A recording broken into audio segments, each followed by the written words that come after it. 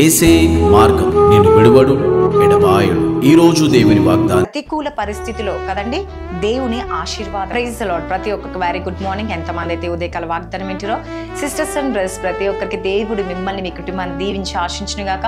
మరి ప్రతి ఒక్కరికి వెరీ గుడ్ మార్నింగ్ అండి. మరి మీరు అందరు హ్యాపీగా ఉండాలని మనసారా కోరుకుంటూ మరి వాగ్దానం చూసుకుందామా ఈరోజు. మరి దేవుడిచ్చే వాగ్దానం ఈరోజు ఏంటి తెలుసా అండి? ప్రతికూల పరిస్థితిలో కదండి దేవుని ఆశీర్వాదం కదండి. మరి ప్రతి విషయంలో బాధపడుతూ ఉంటారు కదండి ఈరోజు. మరి ఆ పరిస్థితులు మారట్లేవు, నా స్థితి మారట్లేదని బాధపడుతుర్రా?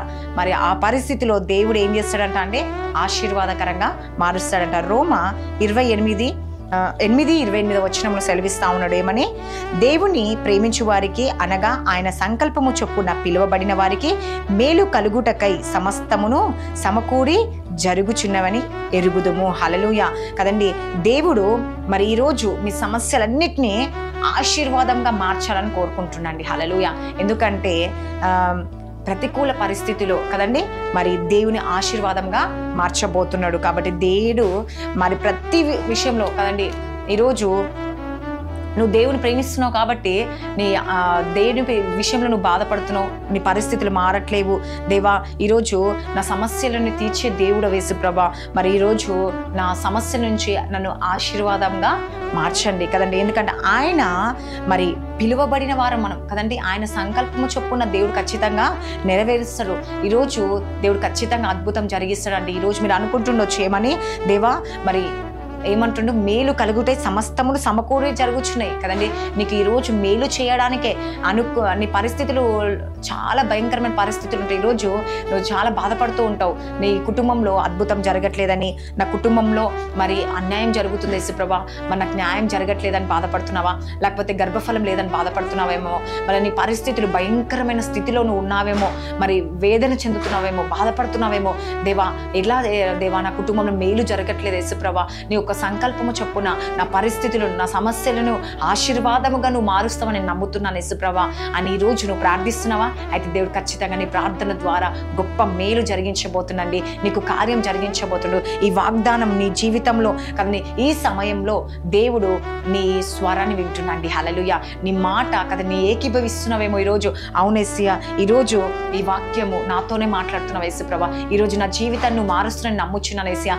ఆశీర్వాదకరంగా నువ్వు మారుస్తున్నావు యేసయ్యా. నా సమస్యలు ఆశీర్వాదకరంగా మారుతుంది, నా పరిస్థితులు మరి దేవా నాకు అనుకూలంగా మారుస్తున్నావని, మరి నా పరిస్థితులు మారబోతున్నాయని నమ్ముతున్నాను యేసయ్యా, విశ్వసిస్తున్నా అని చెప్పేసి నువ్వు ఎప్పుడైతే దేవుని యందు నమ్మకం కలిగి ఉంటావో, విశ్వాసంతో ఉంటావో, ఖచ్చితంగా ఈ వాక్యం నీ జీవితంలో దేవుడు నెరవేర్చబోతుండండి.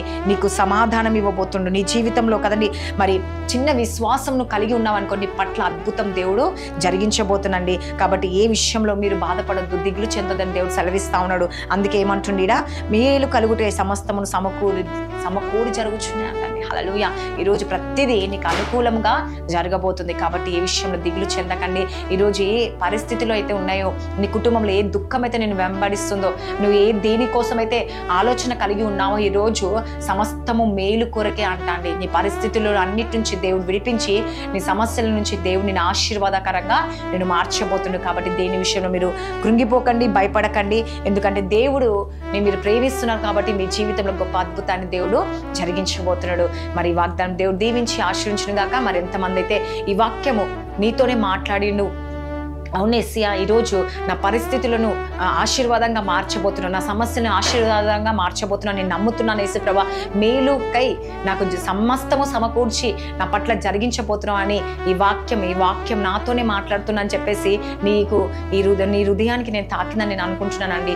మరి ఆ ప్రతి ఒక్కరు ఎంతమంది అయితే వాగ్దానం వింటారో కామెంట్ సెక్షన్లో ఆమె నన్ను సెలవిచ్చండి. ఖచ్చితంగా మీ జీవితంలో దేవుడు నెరవేర్చబోతుండు. అదేవిధంగా ఈ వాగ్దానాన్ని అనేకులకు షేర్ చేయండి కదండి. మీలాగా ఎంతోమంది పరిస్థితుల్లో ఉంటారు కాబట్టి వాళ్ళు ఈ వాక్యం విని వాళ్ళ హృదయంలో కూడా అనేక ఆలోచన, అనేక బాధలు, అనేక సమస్యలతో ఉంటారు. కాబట్టి దేవుడు వారి పరిస్థితులను కూడా వారి సమస్యను ఆశీర్వాదంగా మార్చబోతున్నాడు. కాబట్టి ఇంకెంతమంది మా ఫ్యామిలీ మెంబర్స్గా లేరో ఖచ్చితంగా మా ఫ్యామిలీ మెంబర్స్గా మారండి, సబ్స్క్రైబ్ చేసుకోండి. మా కుటుంబం కొరకు ఎంతమంది సబ్స్క్రైబ్స్ మా కుటుంబం ఉన్నారో వారి అందరి కొరకు ప్రత్యేకంగా ప్రతిరోజు ప్రార్థిస్తా ఉన్నాం.